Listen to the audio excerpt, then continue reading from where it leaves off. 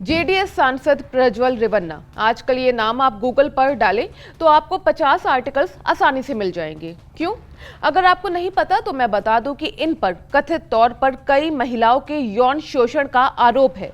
बीते दिनों तमाम वीडियो सामने आ चुके हैं। इन महिलाओं में कथित तौर पर 22 साल से 61 साल तक की महिलाएं शामिल हैं। आपको बता दें कि अगर पीड़ित महिलाएं बिना डरे डटी रहती हैं तो प्रज्वल रेवन्ना की बाकी की जिंदगी सलाखों के पीछे गुजरनी तय मानी जा रही है। अब तो इनके दादा और पूर्व प्रधानमंत्री एच.डी. देवेगौड़ा ने भी इन्हें कड़ी चेतावनी दे दी है।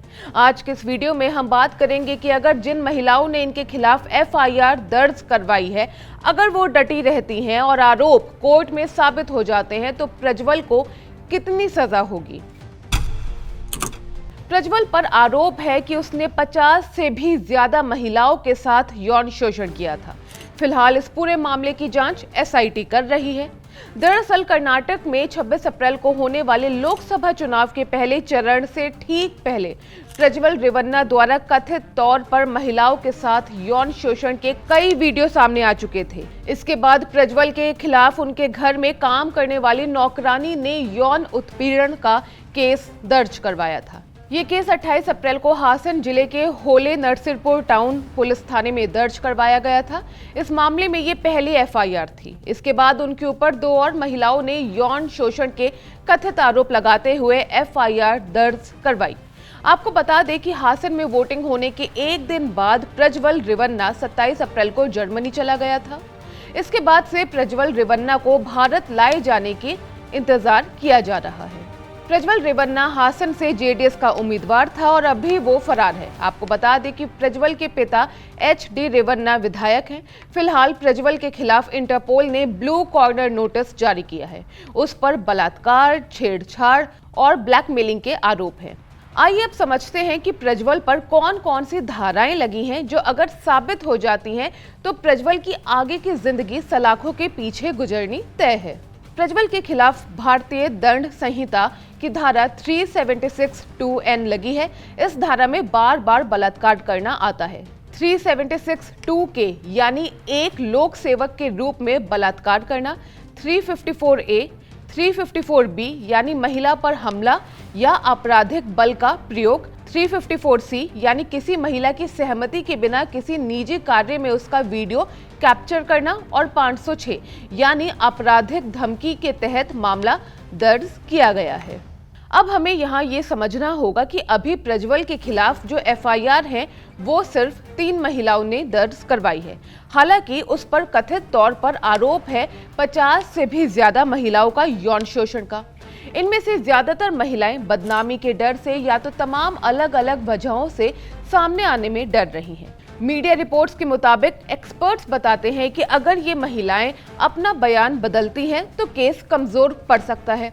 उस केस में प्रज्वल को ज्यादा से ज्यादा 10 साल तक की सजा हो सकती है। हाँ, अगर ये लोग डट कर खड़ी रहती हैं तो प्रज्वल को उम्र कैद मिलना तय है। मीडिया रिपोर्ट्स के ही अनुसार इस केस से जुड़े पीड़ितों को धमकियां भी मिल रही हैं। फिलहाल प्रज्वल के खिलाफ ब्लू कॉर्नर नोटिस जारी है। ब्लू कॉर्नर नोटिस के बाद एसआईटी प्रज्वल के खिलाफ रेड कॉर्नर नोटिस जारी करवाने की कोशिश में है। एक बार रेड कॉर्नर नोटिस जारी हो गया तो प्रज्वल जहां भी है वहां की लोकल पुलिस उसे गिरफ्तार कर लेगी।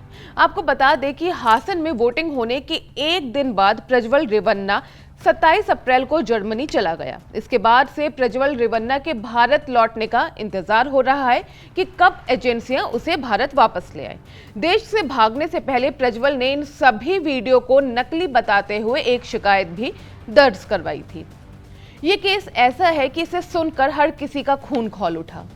30 अप्रैल को जेडीएस ने प्रज्वल को पार्टी से सस्पेंड कर दिया। इसके बाद प्रज्वल के पिता एच.डी. रेवन्ना को भी हिरासत में लिया गया। हालांकि उन्हें बाद में जमानत मिल गई। यही नहीं, अब प्रज्वल के दादा पूर्व प्रधानमंत्री एच.डी. देवेगौड़ा ने कड़े शब्दों में उन्हें वापस आने के लिए कहा है। देवेगौड़ा ने प्रज्वल रेवन्ना को चेतावनी देते हुए सोशल मीडिया प्लेटफॉर्म एक्स पर टैग भी किया है।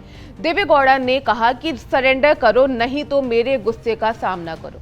दूसरी तरफ केंद्रीय मंत्री प्रहलाद जोशी ने कहा कि जेडीएस के सांसद प्रज्वल रेवन्ना का डिप्लोमेटिक पासपोर्ट रद्द करने की एक प्रक्रिया है और केंद्र उसे देश वापस लाने में सहयोग करने के लिए तैयार है।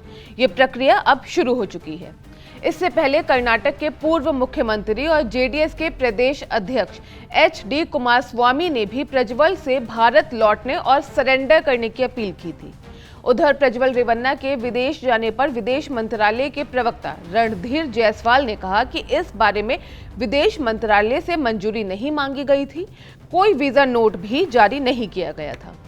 बहरहाल, आपको क्या लगता है कि क्या ये महिलाएं डट कर अपनी ये लड़ाई लड़ पाएंगी और क्या इन्हें न्याय मिलेगा? और सिर्फ इन्हीं को नहीं बल्कि जितनी भी महिलाएं इस पूरे केस में इन्वॉल्व हैं, क्या उन्हें न्याय मिल पाएगा? और क्या प्रज्वल रेवन्ना को जल्द से जल्द भारत वापस लाने में एजेंसियां कामयाब हो पाएंगी या नहीं? कमेंट सेक्शन में जरूर बताइएगा। मैं हूं गरिमा, आप देख रहे हैं स्विच।